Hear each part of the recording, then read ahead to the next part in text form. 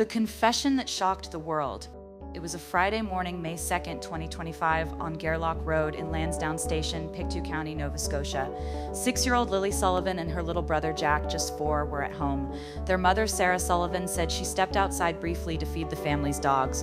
When she came back inside, the house was silent. The TV was still playing.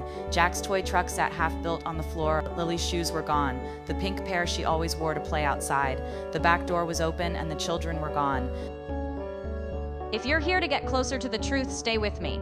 If you are here for justice, please stay back and watch, because after hearing what this man claims, you may never look at this case the same again. These are not just holes in an investigation. They are cracks where the truth could be hiding, because children don't just disappear without someone somewhere knowing what happened. And in this case, the silence is almost as disturbing as the disappearance itself. But before we dive into this, kindly subscribe to our channel if you believe in fighting for justice. Go ahead and drop your fingerprints on that subscribe button. And where are you watching from? Because wherever you are, the day this vision is fulfilled, I will send my appreciation straight to you. Let's keep building this community that fights for justice together. Sarah called 911 at 9:48 a.m., her voice trembling but clear. "My babies are gone. They were just here and now they're gone." Within the hour, RCMP officers were on scene. By noon, the quiet community of Lansdowne Station turned into a command post. Yellow tape, helicopters, K-9 units, volunteers combing through fields and creeks. The search stretched through the woods, past the riverbanks, into every shed, trail, and hollow that could hide 2 small children. But as hours passed, no footprints, no clothing, no sign of struggle, just nothing. Investigators traced the siblings' last confirmed sighting back to the afternoon of May 1st, just a day earlier. A neighbor remembered seeing the children with family members at a local gas station, smiling, eating ice cream. That was the last verified moment anyone outside the family saw them alive. Security cameras showed nothing suspicious, no strangers, no vehicles following them. Whatever happened after that moment, inside their world. For days, hundreds of volunteers and searchers scoured the rugged terrain.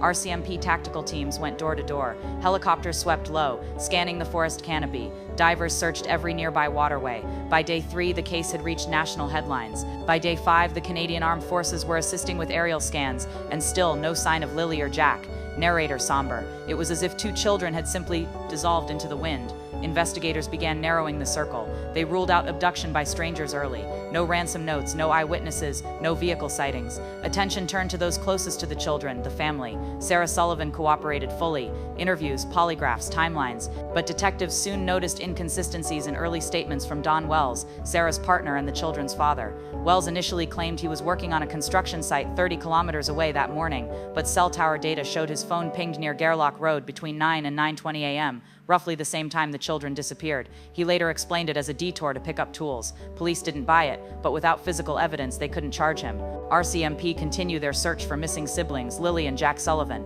The family home remains the focal point of the investigation. The story dominated national news. Vigils filled local churches. Candlelight lined the dirt roads of Lansdowne Station. Posters of 2 smiling faces, 1 missing tooth, 1 small freckled cheek fluttered in the wind. Everyone prayed they'd be found alive. But as weeks turned to months, hope began to break. Then came the moment no one was ready for.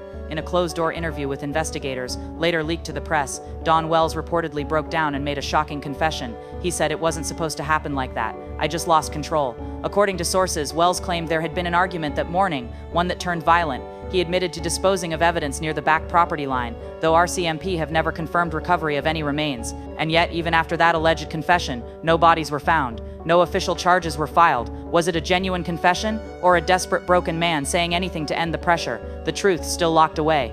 To this day, the official case status remains active and ongoing. There have been searches, interviews, and even private investigators who swear there's more to this story. Some believe Don Wells knows exactly what happened. Others believe someone else inside that home does. But without evidence, all we have are theories and grief. And grief, when unanswered, becomes a haunting of its own. Sarah Sullivan still visits the small clearing behind her home every week, the last place she believes her children played. She leaves 2 candles and whispers their names into the wind. She once said to a reporter, "People keep saying time heals, but time doesn't heal what you never find." Every parent fears losing a child, but what Sarah faces, not knowing, is a pain without shape, without end. If you know anything at all about the disappearance of Lily and Jack Sullivan, contact the Nova Scotia RCMP Major Crimes Unit or the National Center for Missing and Exploited Children. Your silence could be the reason this case never finds closure. Your voice could be the reason it does. At Criminal Pattern, we don't chase headlines, we chase truth. We keep names like Lily and Jack alive because they matter. because justice matters. For two small children from a quiet corner of Nova Scotia, the world will not forget you. Not today, not ever. And to whoever knows the truth, the light is still on. It's time to come forward, because the only thing worse than losing two children is pretending not to know why. Lilly and Jack Sullivan, missing since May 2, 2025. If you know something, say something. This is Criminal Pattern.